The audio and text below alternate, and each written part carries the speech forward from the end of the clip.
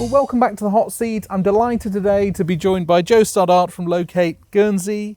Welcome, Jo. Thank you, David. It's great to have PCD back on the island. So we're here today at the Old Government House, which is a wonderful hotel in St Peter Port. We're getting ready for the dinner tomorrow night. Are you looking forward to attending? Oh, very much so, actually. We're very supportive of all things that PCD does, because I think it's so exciting that people are willing to get on a plane and come to Guernsey and come and talk to the local business community. And it's always great for us because it means that we can see so many people in a short space of time. So, it's really exciting to think about who we might meet and catch up with.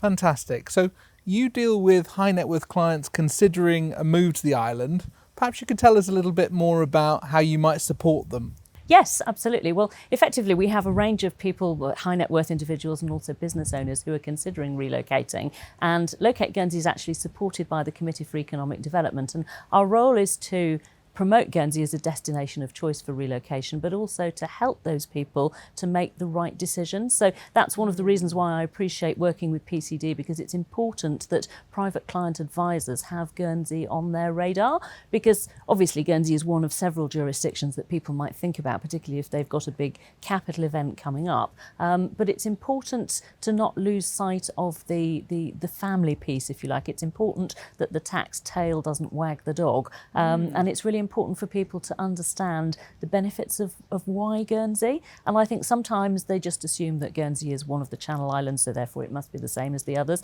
And actually the islands are individual and unique. So it's helping them to understand what a move to Guernsey might mean for them and helping them to understand the nuts and bolts of it.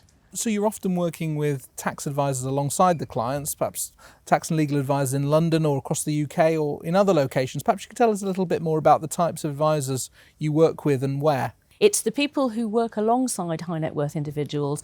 Often it is their tax advisors, their accountants, people who they've trusted and they've worked with for a long time, who understand their long-term goals, what they're trying to achieve, and understand why perhaps it might be beneficial before a specific capital event or at a certain point in the development of a business, for example, to consider being offshore or to consider being elsewhere other than the UK. So we work with accountants, we work with legal advisors, we work with private bankers, we work with family offices, a whole range of people across the spectrum. I'm finding increasingly that people have done an awful lot of research themselves before they actually pick up the phone and get in touch with us. So that's why it's so important for us to be connected with this web of private client advisors, because we want them to understand the differences and what makes Guernsey so special. Is there any common misconceptions from those clients who've done that bit of desktop research? Are there things that you provide them as sort of nice surprises that perhaps weren't instantly obvious from an internet search or a bit of background research? Yes, I think often people expect that there's going to be a minimum wealth requirement or a minimum spend, or they might have to buy residency. And actually, it's not like that at all in Guernsey. And so that can be a really pleasant surprise. Effectively, anybody who has a British passport or settled status in the UK can come and live in what we call the open market. Guernsey has a two-tier property market. We have the local market, but the open market. And it's the open market that is the key to allowing all these people into the island. So we have a list of approximately 1,700 properties that are deemed to be open market. And if you buy or rent an open market property, you can simply come and live in Guernsey. It's as simple as that. You can work if you want to, but you don't have to. As long as you have the means to support yourself, you can live here. There's no fixed period of time, there's no minimum spend on a property, there's no minimum tax take. It really is incredibly easy, and I think that can be quite eye-opening for people. Sometimes you can see them thinking, hang on a minute, I didn't realise it was quite so simple. So that's always a really nice piece of news to be able to tell them. Absolutely. And are many of these clients already resident in the UK, or a proportion are, and others coming from elsewhere? What's the sort of makeup of relocators in terms of nationality? Well, Since Brexit, unfortunately, it has made it a little bit more difficult for people from other nationalities to come to Guernsey, because now you need to have a visa, etc., and it's a little bit more complicated. So we do have a lot of people from the UK, but we also have a lot of UK passport holders that have maybe been resident elsewhere in the world, quite a few coming from Asia or the Middle East. They've spent time in an expat zone, spent time living as an expat, and they want to be near the UK, but not necessarily in the UK. Obviously, the tax reason is probably one of the first reasons that people look and consider Guernsey, but actually they will choose Guernsey for other reasons. And we find that we've had quite a lot of people coming, particularly from the Far East in the last couple of years. They might have children at university or children at boarding school or elderly parents, and they might have reached a stage in their career and their life when actually they just want to be nearer to home, if home has previously been the UK. So they like Guernsey because it's a little bit like they think England was when they left it all those years ago. But it's incredibly civilised. It's a really lovely place to be. Obviously there are tax advantages, but the safety, security and stability of Guernsey as a jurisdiction is a really, really big point of importance for people when they're considering relocating. And what about on the corporate side, setting up a headquarters here, an office here? Many clients I guess you're dealing with are entrepreneurial, still active in business. What do you see from that front? Yeah, we see quite a few people who will come and set up the Guernsey office of an existing business, but we also see quite a lot of entrepreneurial people who sell a business and move on, and they come and they might twiddle their thumbs for 4 or 6 weeks and then they're bored. So it's what can we do next? How can we get involved? And actually that's really exciting for Guernsey because we find people with different skill sets who have a lot of global experience, who have ideas and can maybe pop in and see in Guernsey, find a gap in the market, see a niche that they think that they could fill. So we have a whole range of different business opportunities and different ideas that people have and different ways of running businesses. It's obviously because we're a small landmass. I mean, we're 25 square miles, so we don't have the room necessarily for big manufacturing plants, etc. But it's an absolutely great place to have the headquarters of a global business or the European office, etc. It's a super place to be for that. And if someone's setting up a business and wants to bring some of the key members of staff to the island, I guess that's just a conversation with you on what what that looks like, I suppose, isn't it? Bringing people in is a possibility. Yes, it is. I mean, obviously we would expect probably the founders of the business, the owners of the business, maybe to live on the open market. But if you do have key personnel that you need to bring from elsewhere, then there is the option to apply for employment permits which would allow them to come in and to live in local market accommodation. We obviously have to be careful because we're not wanting to swamp the local markets as well as the open market, but there is that opportunity to do that. There is that opportunity to bring people in, sometimes for fixed term contracts, sometimes for longer. But there is the option to do that. But the understanding also is that anybody creating a business and wanting to bring staff in would also be creating local jobs, because it is important that there is something in it for Guernsey, and that jobs are created.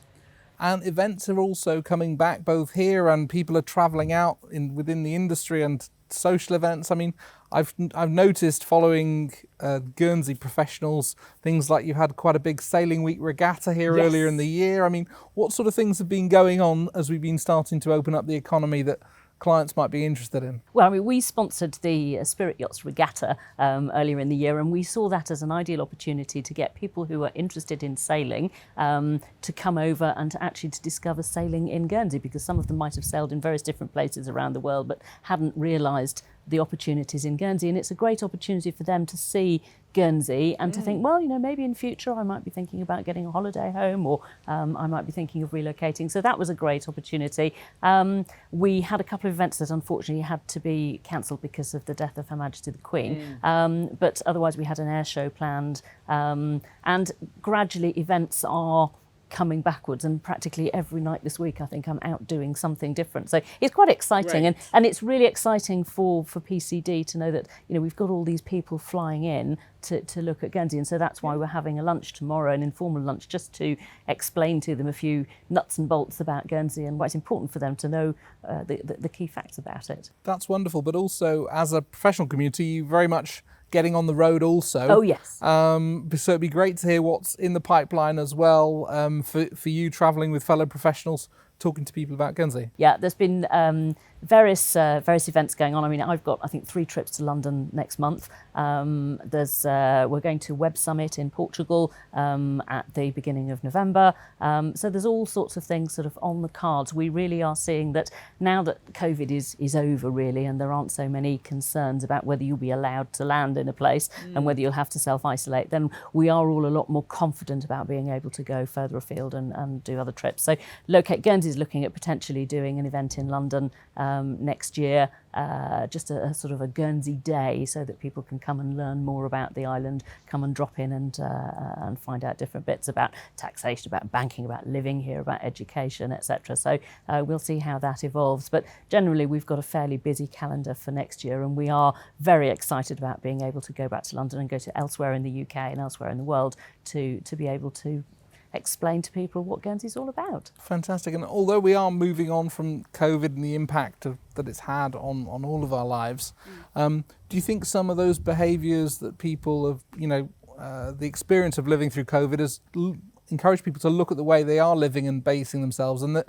there's some permanent benefits there for island economies like Guernsey to say, actually, you can run a business from here. It opens up new possibilities that before didn't seem workable. Do you think those behaviours are here to stay? Oh, absolutely. I mean, I think the whole concept of working from home has probably fast forwarded by about 10 years, really, over the COVID pandemic. And we actually noticed that we had a larger influx of young entrepreneurial business people who were running active businesses in the UK or elsewhere, but they realised that actually they were it was no longer necessary for them to live in or near a big city. They could actually operate those businesses from anywhere. So we've seen quite a lot of young families decide actually they don't want to live in or near London or other big cities. They actually want to live somewhere like Guernsey. And because it's only actually 35 minutes flying time from Guernsey to London Gatwick, they can go back to London for the day or for a couple of days if they want to. It's very easy to do that. But I think people have realised that actually quality of life, spending time with their children, is actually important. And I think there are a lot of benefits that have come out through remote working, and I think that will have a long-term impact. I think employers are realising that they do need people back in the office. They do want people back in the office, but there's no longer that requirement that you will be in the office from 9 o'clock on a Monday morning till 5 o'clock on a Friday afternoon. And I think that's good for everybody. And Guernsey has certainly benefited as a result of that. And for those coming to the island wanting, from a lifestyle perspective, to explore, to try new things, what are some of the things you recommend people visiting look at? I mean, from an outdoors perspective, or whatever you think, what is it what should be on the hit list for people to do if they're visiting? If you're into water sports, there are countless opportunities. There's the island rib voyages, which will take you out and around the islands. You can do sailing, you can do kayaking, stand-up paddleboarding, all that kind of thing. Guernsey has a very outdoorsy lifestyle, lots of cliff walking, running, etc. And I think that's one of the great ways that people can settle into the island, because they join sports clubs, or they, join a cycling club or run every Saturday or whatever, and that can really help them to make new friends. There's lots and lots of things to do and see. But also, if you're into music and drama, we have an amazing selection of choirs over here, of orchestras. There is so much going on. I think for such a small jurisdiction, it really does punch above its weight, and people could be out and about and busy every day if they wanted to be. So lots for people to see and do when they're here. Well, super to talk to you today, Jo. Look forward to seeing you tomorrow night and sharing this interview with our members. Thank you, David.